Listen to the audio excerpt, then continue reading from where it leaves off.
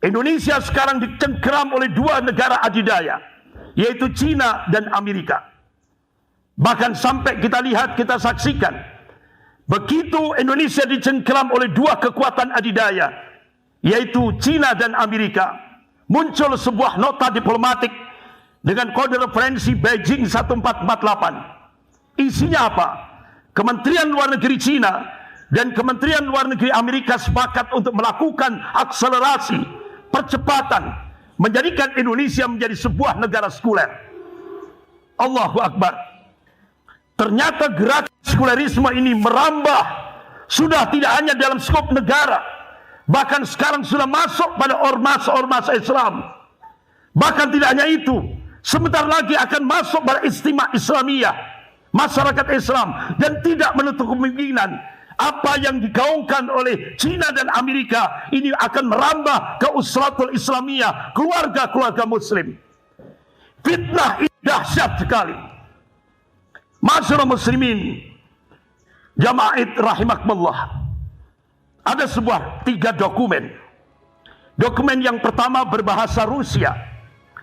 Dokumen yang kedua berbahasa Inggris. Dan dokumen yang ketiga, ini kita cukup kaget.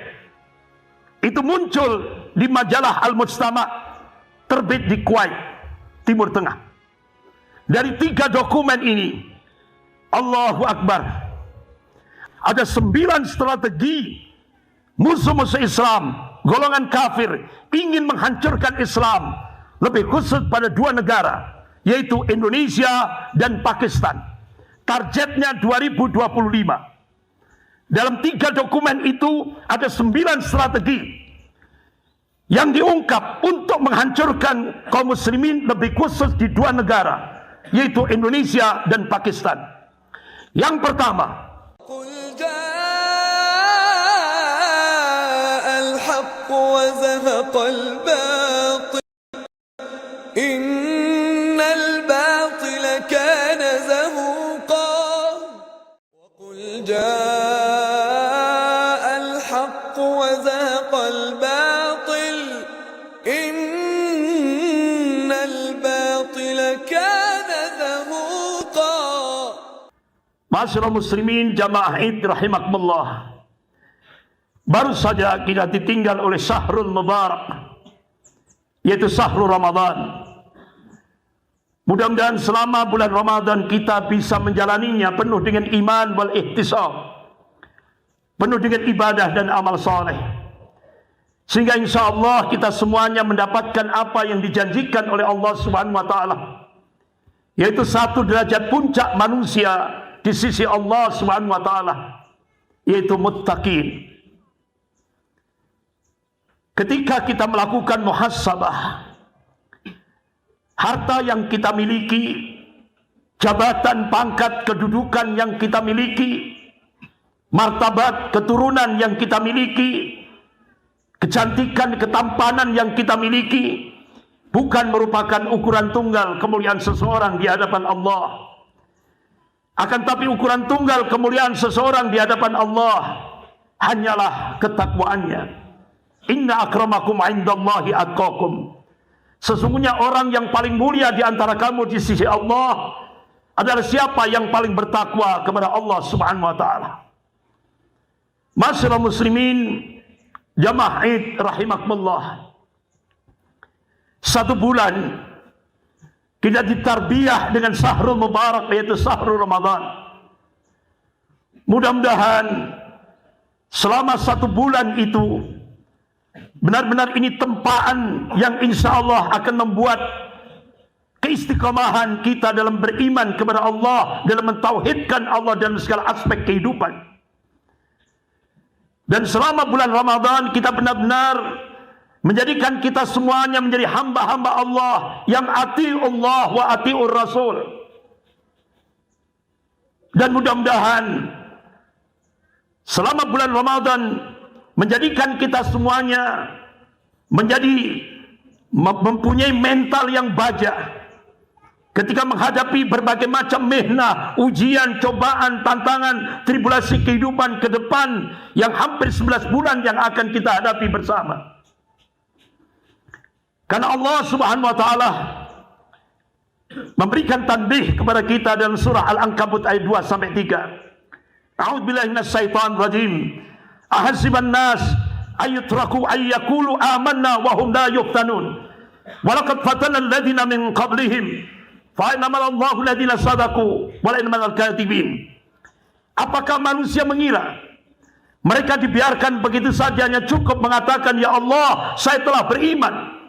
Kata Allah belum cukup, hingga Allah menurunkan mihnah, ujian, cobaan, tantangan, tribulasi kehidupan. Karena itu sunatullah, hukum objektif seni di dalam hidup yang diberikan oleh Allah kepada setiap hamba-hambanya. Bahkan Allah subhanahu wa ta'ala menyiapkan 5 ujian yang akan menguji iman kita setelah kita digembleng 1 bulan pada bulan Ramadan yang mubarak ini.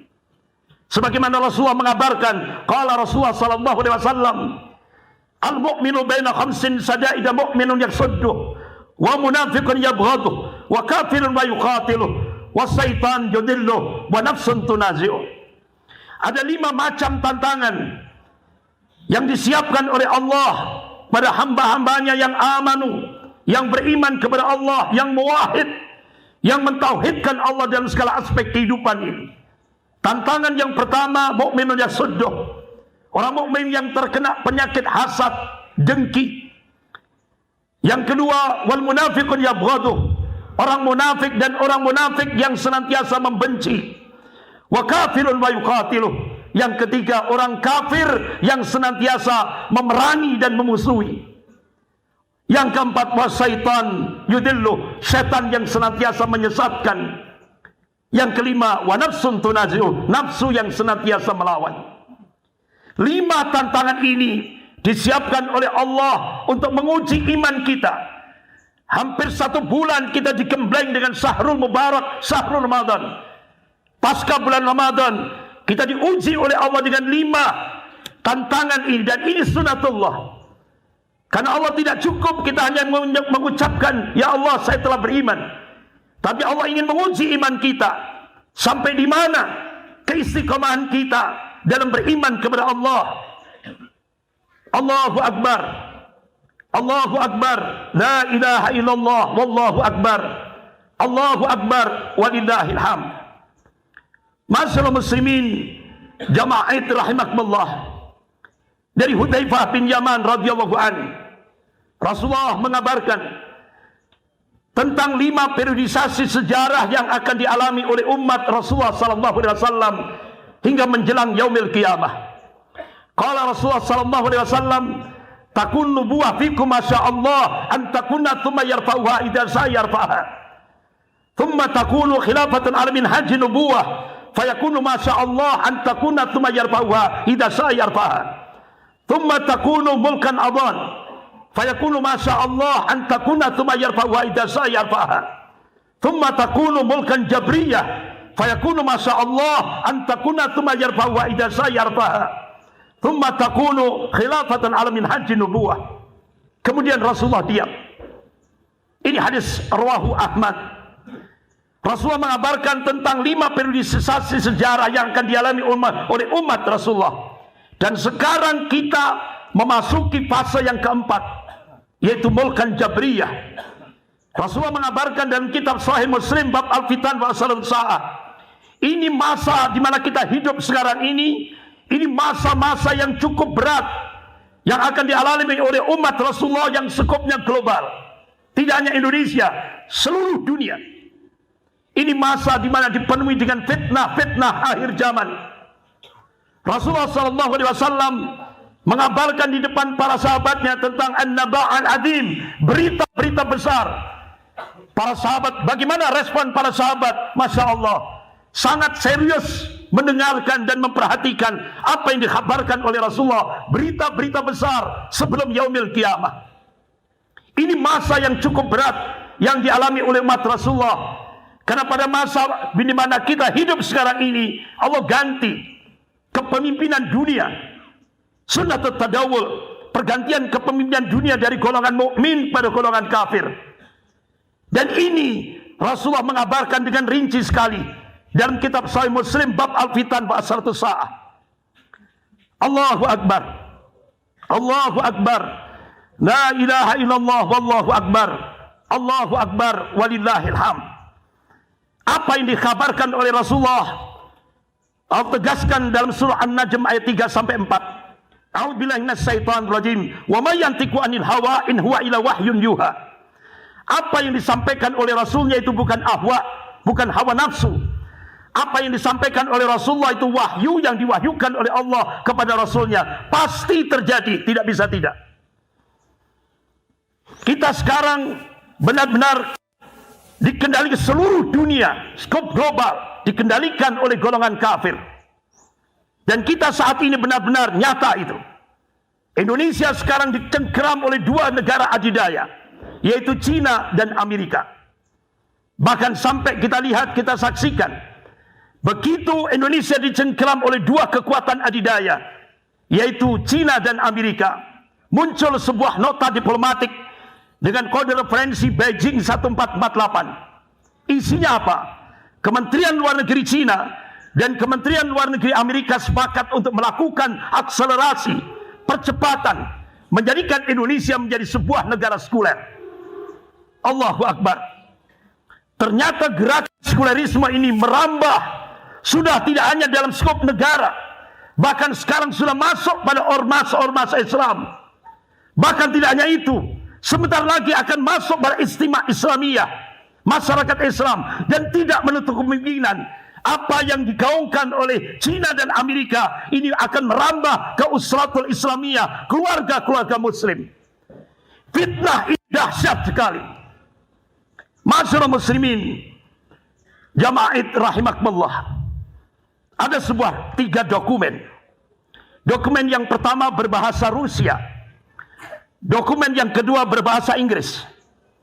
Dan dokumen yang ketiga, ini kita cukup kaget. Itu muncul di majalah Al-Mujtama, terbit di Kuwait, Timur Tengah. Dari 3 dokumen ini, Allahu Akbar. Apa yang diingatkan oleh Allah Subhanahu wa taala dalam surah Al-Maidah ayat 82 benar-benar menjadi sebuah realitas empiris dalam kehidupan kita. Allah ingatkan, a'udzubillahi minasyaitonir rajim. La tajidanna asyadan nas adawatan lil ladina amalu yahuda wal ladina asyraku. Sungguh kalian akan menyaksikan orang-orang yang paling keras permusuhannya terhadap hamba-hamba Allah yang mukmin, yang muwahhid. Itu kata Allah al-Yahud, orang-orang Yahudi dan orang-orang musyrik. Bahkan Rasulullah sallallahu alaihi wasallam memberikan warning kepada umatnya. Qala Rasulullah sallallahu alaihi wasallam, la tattabi'anna sunnana man kana qablakum sibran bi sibrin wa dira'an bi dira'in hatta la dakhalu juhra dabbin tabi'tumuhum qulna ya Rasulullah al-yahud wan nasara qala faman. Sungguh kalian akan mengikuti jejak-jejak orang-orang sebelum kalian, setahap demi setahap, sejengkal demi sejengkal, hatta la dakhalu juhra dabbin, sampai Rasulullah memberikan dengan bahasa kinayah, kiasan, sampai orang lain masuk dabbin itu kalau di Timur Tengah seperti binatang biawak yang punya lubang di pasir itu. Kalau mereka masuk ke lubang biawak itu, kamu ikut. Ulama-ulama hadis ketika mengkaji hadis ini bukan justifikasi, bukan pembenaran, tapi hadis ini warning. Ketika sahabat bertanya, "Qulna ya Rasulullah al-yahud wan nasara?" Apakah yang kau maksudkan itu perilaku, sikap, budaya orang-orang Yahudi dan Nasrani? Rasulullah memberikan jawaban, qala faman. Siapa lagi kalau bukan mereka? Oleh karena itu Syekhul Islam Ibn Taimiyah rahimahullah memberikan satu khulasah kesimpulan. Karena Rasulullah tegas sekali menegaskan, memberikan warning, peringatan pada umatnya.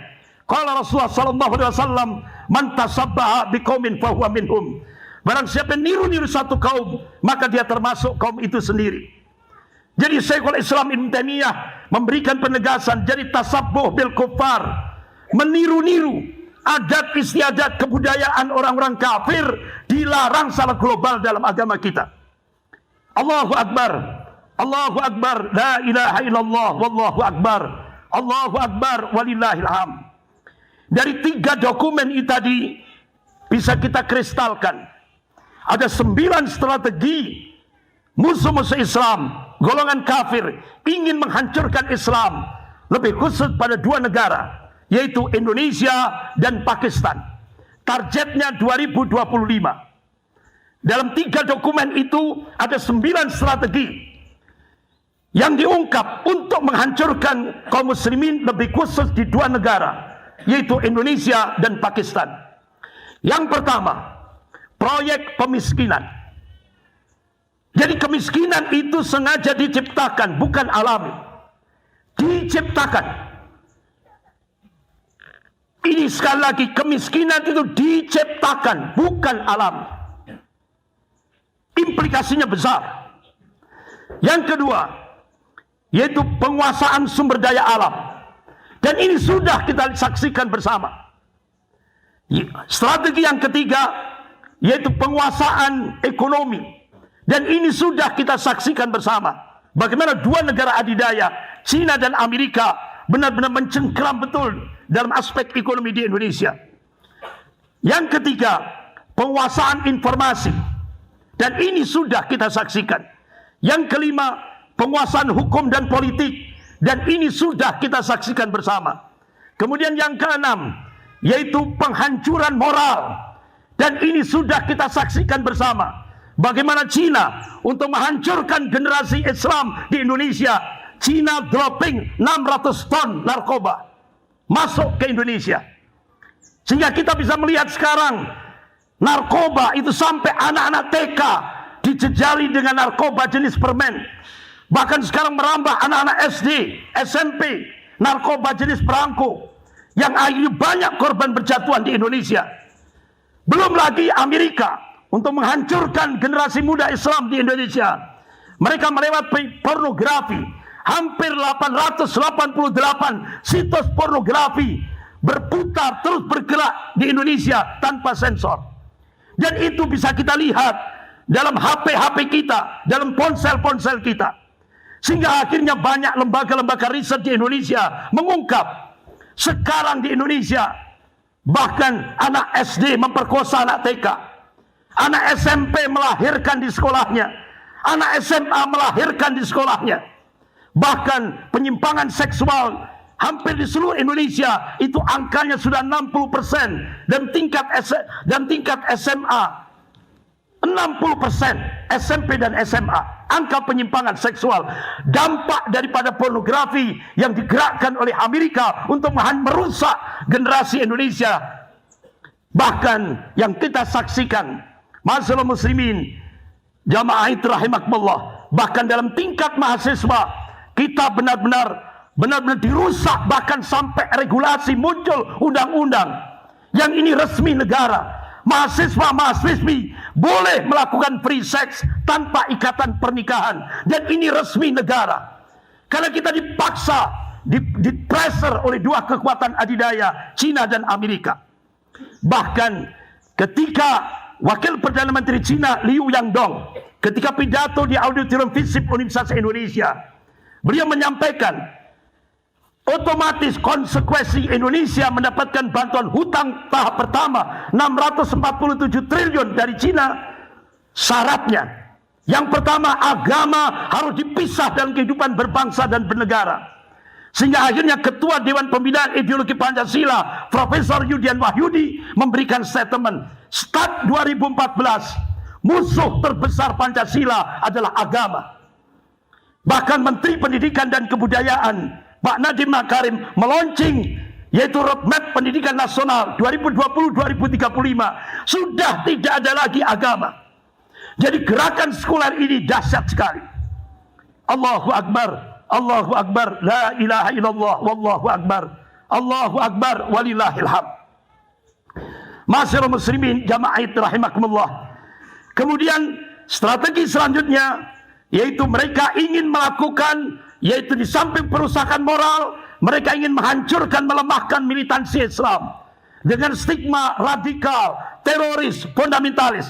Dan ini stigma yang sengaja diciptakan untuk melemahkan militansi umat Islam di Indonesia. Kemudian strategi selanjutnya yaitu ingin melakukan de-islamisasi, yaitu proyek deradikalisasi Islam, yaitu dengan demoderasi, artinya moderasi Islam. Ini tujuannya adalah de-islamisasi. Ini pemurtadan terselubung. Kemudian yang kesembilan, strategi yang kesembilan, konversi agama, pemurtatan yang dilakukan oleh lembaga-lembaga misi. Targetnya 2025 mereka mentargetkan akan terjadi pemurtatan besar-besaran di Indonesia dan Pakistan. Allahu Akbar, Allahu Akbar, la ilaha illallah, wallahu akbar, Allahu Akbar, walillahil hamd. Masyaallah muslimin jamaah rahimakumullah. Tidak perlu saya perpanjang, tambah sumpah nanti. Bagaimana solusi konkret ketika kita menghadapi tantangan eksternal dan internal? Masyaallah muslimin jamaah rahimakumullah. Rasulullah memberikan arahan. Qala Rasulullah sallallahu alaihi wasallam, wa innal iman waqad idza waqa'atil fitan bisam. Jadi kalau sudah fitnah-fitnah akhir zaman itu sudah meluas seluruh dunia, termasuk di Pare, barometer iman kita bukan di Saudi, bukan di Kuwait, bukan di Mesir, bukan di Dubai, Uni Emirat Arab, tapi Rasulullah mengabarkan barometer iman kita kalau sudah fitnah-fitnah akhir zaman ini sudah mengglobal. Barometer iman kita Rasulullah tegaskan bila di Syam, di bumi Syam. Bumi Syam yang mana? Rasulullah menegaskan qala bi Baitul Maqdis, yaitu di Baitul Maqdis Palestina. Bagaimana kita lihat? Allahu Akbar. Ada seorang ulama Palestina, ada seorang ulama bila di Syam. Beliau adalah Syekh Dr. Majid Irsan Al-Kilani. Beliau keluarga mujahid. Ayahnya mujahid di Palestina, ibunya mujahidah di Palestina. Masya Allah, dalam dunia akademik beliau luar biasa. Beliau menulis 2 tesis sekaligus. Tesis yang pertama diberi judul Nas'at Al-Qadiriyah, pertumbuhan Madrasah Syekh Abdul Qadir Al-Jilani, karena beliau adalah keturunan Syekh Abdul Qadir Al-Jilani. Kemudian tesis yang kedua diberi judul Tatawur Mafhum An-Nadhariyah At-Tarbawiyatul Islamiyah, dalam aspek pendidikan Islam. Bahkan beliau menulis kitab yang benar-benar mewarnai dunia Islam, termasuk di Indonesia. Bahkan kitab-kitab yang ditulis oleh beliau mendapatkan rekomendasi dari Universitas Madinah Al-Munawwarah. Yaitu beliau tulis kitab Trilogi Usul Tarbiyatul Islamiyah. Bahkan beliau menulis karya ilmiah dalam skop global, yaitu falsafah tarbiyatul Islamiyah. Bahkan disertasi doktor beliau yaitu studi analisis tarbiyatul Islamiyah Syekhul Islam Ibnu Taimiyah rahimahullah. Jadi beliau menulis satu kitab karya ilmiah dunia yaitu falsafah tarbiyatul Islamiyah. Beliau mendapatkan penghargaan dari Al-Farabi International Award tahun 2008, mengalahkan 128 penulis karya ilmiah tingkat dunia. Masya Allah, ternyata benar-benar ditulis oleh beliau sudah dipraktekkan di Indonesia. Jadi ternyata kerusakan yang terjadi di Indonesia itu masih lebih rusak daripada apa yang terjadi di Bilad Syam pada masa 2 ulama besar, yaitu Al-Ghazali bersama muridnya Syekh Abdul Qadir Al-Jilani. Jadi diungkap, beliau menulis dengan landasan filosofis historis. Beliau ungkap, jadi kondisi umat Islam pada masa itu di Bilad Syam terpuruk, sangat lemah. Bahkan aliran-aliran sesat meluas di mana-mana. Bahkan pada masa itu didominasi oleh ulama su. Apa ulama su? Ibnu Qudamah rahimahullah dalam kitabnya Minhajul Qasidin, ciri ulama su, ulama yang dengan ilmunya dia bernikmat-nikmat dengan dunia. Ulama yang dengan ilmunya dia mencari kedudukan di sisi ahli dunia. Bahkan Ibnu Qayyim Al-Jauzi rahimahullah mengatakan kalau ulama su itu adalah dengan lisannya dia mengajak ke surga, dengan perbuatannya dia ngajak ke neraka. Oleh karena itu Rasulullah mengabarkan ulama su itu manusia yang paling jahat di kolom bumi ini. Bahkan Rasulullah mengkhawatirkan, qala Rasulullah sallallahu alaihi wasallam, "Inna ma akhafu ala ummati a'immatal mudillin." Rawahu Tirmidzi. Yang aku khawatirkan atas umat ini, kata Rasulullah, yaitu munculnya pemimpin yang menyesatkan umat. Dan ini mendominasi masa itu di Bilad Syam. Masya Allah. Akhirnya Apa yang terjadi? Muncul iftirak, perpecahan di tengah-tengah kaum muslimin pada masa itu. Jadi perpecahannya bukan masalah akidah, tapi perpecahannya masalah perebutan jabatan, kedudukan, kekuasaan. Akhirnya muncul penyakit ta'assub, fanatik kelompok, fanatik golongan. Ini sangat-sangat mendominasi pada masa itu. Sehingga puncaknya muncullah muwalah bil kuffar. Dari kelompok-kelompok umat Islam yang pecah-pecah ini tadi. Akhirnya dia minta bantuan golongan kafir untuk menghancurkan saudaranya sendiri sesama muslim. Dan ini terjadi pada masa dua ulama besar itu, yaitu Al-Ghazali bersama muridnya Syekh Abdul Qadir Al-Jilani. Akhirnya ini dipantau oleh tokoh, yaitu pemimpin Katolik pada masa itu, yang dulu pusatnya itu di Klimang, Perancis Selatan. Kalau sekarang di Roma, Vatikan, Italia. Jadi akhirnya Paus Urbanus II memobilisasi pasukan salib seluruh daratan Eropa. Akhirnya digerakkan. Dan rabi-rabi Yahudi berhasil memasukkan dua agennya, yaitu Godfrey dan Peter. Akhirnya tepat bulan Juli 1097 Miladiyah, pasukan salib memberikan ultimatum kepada umat Islam yang ada di Bilad Syam. Manakala umat Islam itu berada di Al-Quds, di Masjid Al-Aqsa dan di sekitar Masjid Al-Aqsa dijamin aman. Tapi ternyata ultimatum ini tipu daya. Keesokan harinya, Allahu Akbar, hampir 70.000 kaum muslimin dibantai dengan cara-cara biadab, dengan cara-cara yang keji. Bahkan anggota pasukan salib, yaitu Raymond de Teresi, ketika dia menunggang kuda di tengah-tengah berserakan mayat-mayat kaum muslimin, puluhan ribu kaum muslimin itu, mereka berhasil masuk di pintu gerbang Masjid Al-Aqsa. Ternyata darahnya umat Islam itu sampai setinggi kaki kudanya. Allahu Akbar, Allahu Akbar, la ilaha illallah, wallahu akbar, Allahu Akbar, walillahil hamd. Apa respon dua ulama ini? Akhirnya Al-Imam Al-Ghazali rahimahullah bersama muridnya Syekh Abdul Qadir Al-Jilani akhirnya mengambil satu ayat dalam Al-Quranul Karim, surah Ar-Ra'd ayat 11 itu. A'udzubillahi minasyaitonir rajim. Innallaha la yughayyiru ma biqaumin hatta yughayyiru ma bi anfusihim. Sesungguhnya Allah tidak akan merubah kondisi satu kaum hingga kaum itu merubah apa yang ada pada dirinya sendiri. Ini quantum change, kuantum perubahan yang akan diberikan oleh Allah. Allah tidak akan merubah nasib umat Islam kalau umat Islam tidak mau berubah. Akhirnya Al-Ghazali bersama muridnya Syekh Abdul Qadir Al-Jilani mengambil satu hadis sahih rawahu Muslim. Qala Rasulullah sallallahu alaihi wasallam, wa inna fil jasadi mudghah idza salwat jasadu kullu wa idza fasadat jasadu kullu ala wahil qalb. Rawahu Muslim. Ketahuilah, setiap jasad manusia ada segumpal darah. Kalau segumpal darah itu baik, baiklah semuanya. Kalau segumpal darah itu jelek, jeleklah semuanya. Ala wahil qalb. Ketahuilah, yang dimaksud segumpal darah itu adalah qalbu. Jadi kenapa Al-Ghazali bersama muridnya Syekh Abdul Qadir Al-Jilani menjadikan qalbu untuk dijadikan pijakan membangun kuatul ummah? Karena ternyata di dalam kalbu itu ada kuatul fikrah dan kuatul hamasah, kekuatan pemikiran dan kekuatan semangat. Akhirnya Al-Ghazali bersama muridnya Syekh Abdul Qadir Al-Jilani membangun madrasah Al-Quran. Umat ini dibangun kekuatannya dengan Al-Quran dan As-Sunnah. Akhirnya dalam waktu 50 tahun lahirlah generasi Rabbani, yaitu generasi yang semua aktivitasnya, pola pikirnya rujuk ilal Quran was sunnah, kembali kepada Al-Quran dan As-Sunnah. Masya Allah, selama 50 tahun itu lahirlah Salahuddin Al-Ayyubi rahimahullah. Jadi karya besar Al-Ghazali bersama muridnya Syekh Abdul Qadir Al-Jilani ini adalah memunculkan Salahuddin Al-Ayyubi rahimahullah. Sehingga akhirnya Salahuddin Al-Ayyubi berangkat bersama pasukannya yang pertama kali dihancurkan, yaitu Daulah Syiah Fatimiyah yang ada di Mesir.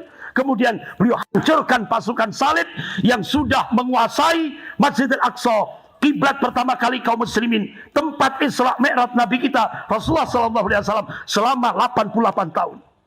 Yaumil Jum'ah, hari Jum'ah, dibebaskan oleh Panglima pasukan Islam Salahuddin Al-Ayyubi, didikan dari Al-Ghazali bersama muridnya Syekh Abdul Qadir Jilani, Syekh Abdul Qadir Al-Jilani rahimahullah. Bapak-bapak, ma'asyiral muslimin jamaah rahimakumullah. Alhamdulillah, kita bersyukur.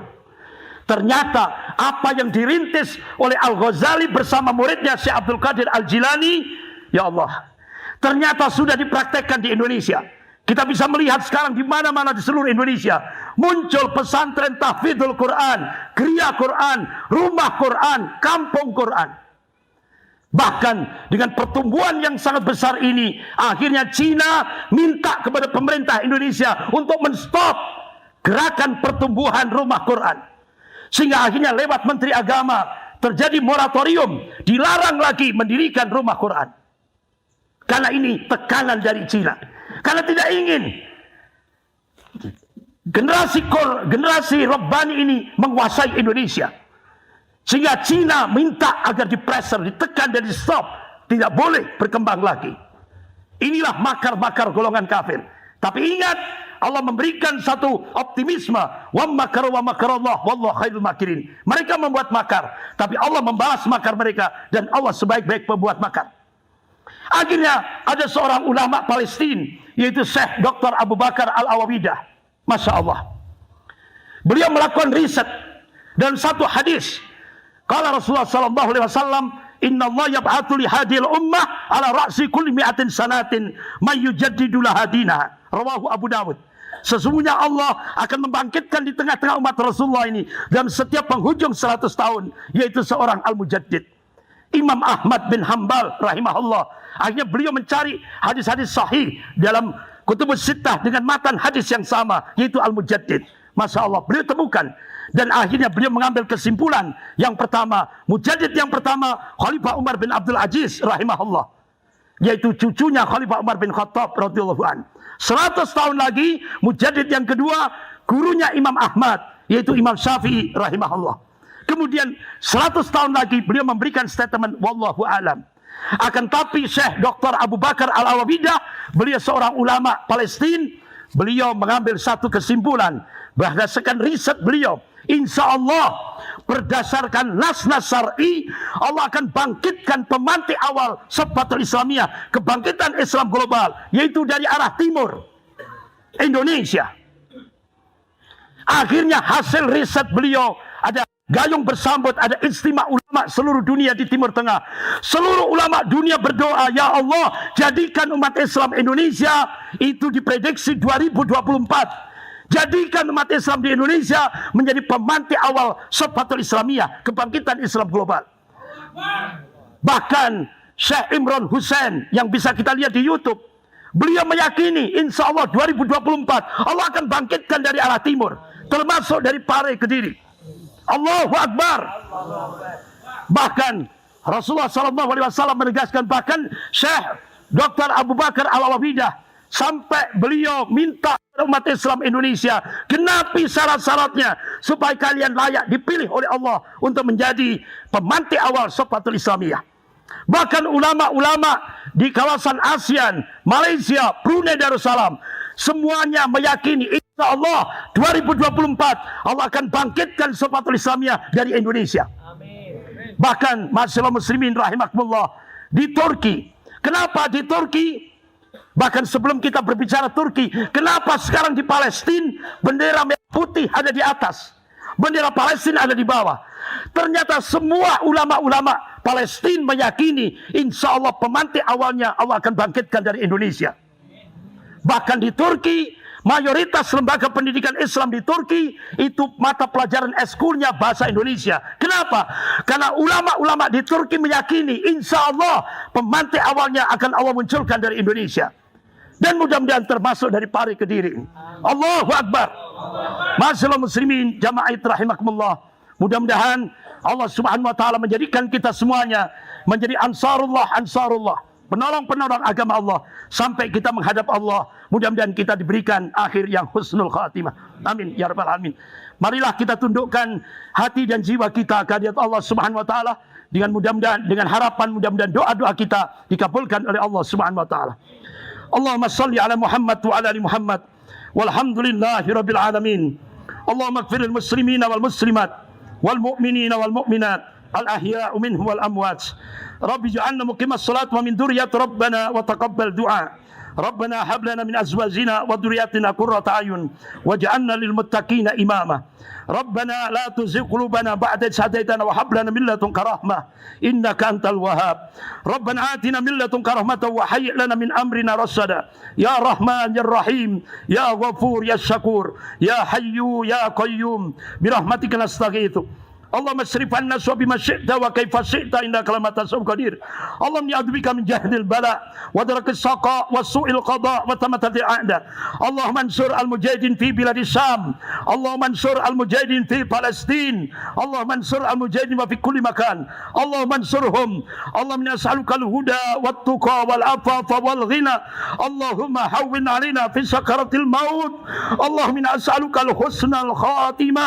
اللهم ارزقنا توبة قبل الموت الله يا مقلب القلوب ثبت قلوبنا على دينك اللهم اغفر لنا ذنوبنا ولوالدي وارحمهما كما ربينا صغيرا اللهم نعوذ بك من ان نشرك بك شيئا نعلمه ونستغفرك لما لا نعلمه ربنا آتنا في الدنيا حسنة وفي الآخرة حسنة وقنا عذاب النار سبحان ربك رب العزة عما يصفون والسلام على المرسلين والحمد لله رب العالمين سبحانك اللهم وبحمدك أشهد أن لا إله إلا أنت أستغفرك وأتوب إليك وبالله التوفيق والهداية والسلام عليكم ورحمة الله وبركاته تقبل الله منا ومنكم تقبل يا كريم السلام عليكم ورحمة الله وبركاته قل جاء الحق وزهق الباطل إن الباطل كان زهوقا وقل جاء